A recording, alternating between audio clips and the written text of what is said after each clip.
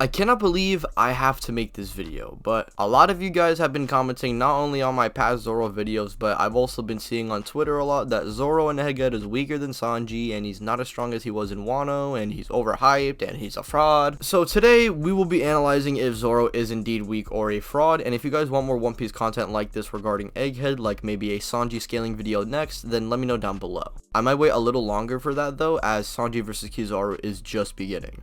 Firstly, not only did Zoro tap into Advanced Armament, but also Advanced Conquerors, which those two power-ups alone are things only accessible to relevant top tiers within the One Piece world. And we see blatantly he gains better control of Enma, and now he's able to use it pretty comfortably by the end of Wano. And in this arc, as we all know, he survives a combo attack from Big Mom and Kaido, along with outpacing and scarring round 1 Hybrid Kaido. And although Kaido wasn't going all out and was nowhere near his peak, which was near the end of Wano, Zoro wouldn't be at his peak either, going on to gain mastery over Enma during his fight with King, and even after all the damage he took in Wano, he still proceeded to one-shot him the moment he fully became one with Enma.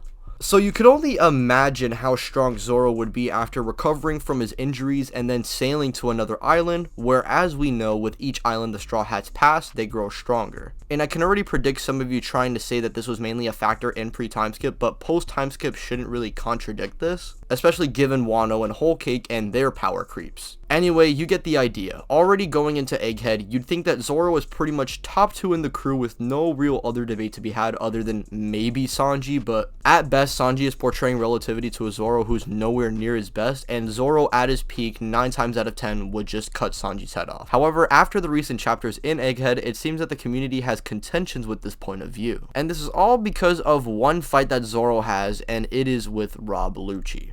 Zoro versus Lucci, in my opinion, has to be one of the most misinterpreted fights in the entire series. This fight isn't even finished yet, and I can already see a bunch of you going down in the comments, oh my god, he's such a glazer, he's not even waiting for the fight to finish. But Zoro throughout the entire encounter so far doesn't use any of the serious power-ups that made him so goated in Wano, with the exception of a chicken nugget bit of the KOH essence being used by Zoro. But because Zoro is not going all out against Lucci, he is a fraud and he sucks, and Sanji would speed blitz and one-shot him.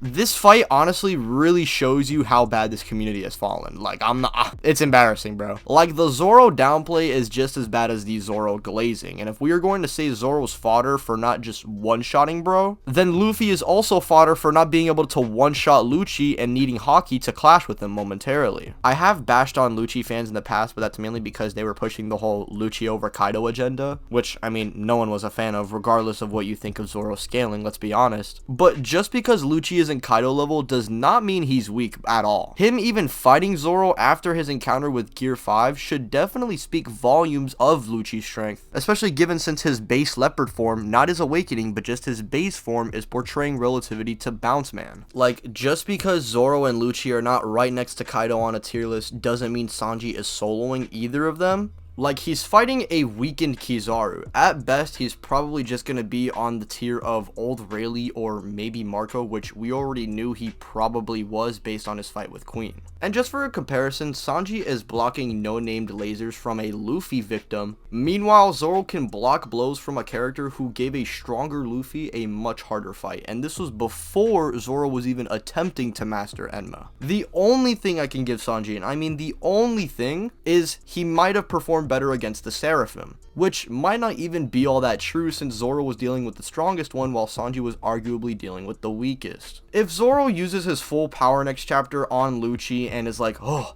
I barely won that, then you know what, I'll give it to you guys. Zoro comes out looking like kind of a fraud, I'm not gonna lie, but I really don't get how this is going to push the whole Sanji over Zoro agenda. I really don't see Zoro's stocks dropping in the slightest, and not for nothing, a lot of you need to stop taking feats out of context and trying to downplay characters so that your favorite goat can be stronger. One Piece is a verse where a lot of interpretations can be had, so to see a lot of these takes being panels taken out of context and posted by some nameless Sanji fanboy on Twitter is really kind of cringe, and genuinely it's one of the main problems when talking about power scaling One Piece. Y'all are just so busy trying to downplay or wank a character that you just forget the context and portrayal Oda has for the story and the characters in said story. With all that aside though, the stuff in Egghead really doesn't make Zoro look that bad, and a lot of you guys are just exaggerating the feats. And it's just because of how much stronger he really got in Wano, people are sort of taken aback by Zoro not immediately one-shotting everything. But that's mainly because those power-ups he earned, he barely even used in the first place. Like, the moment Zoro finally reached his peak, he just negged the one dude he was fighting against. It seems like a lot of you guys forget just how much of a monster Zoro really had become during Wano, and if Sanji comes out stronger by the end of Egghead, Oda will indirectly do irreversible damage to my reputation. Have a good day, guys.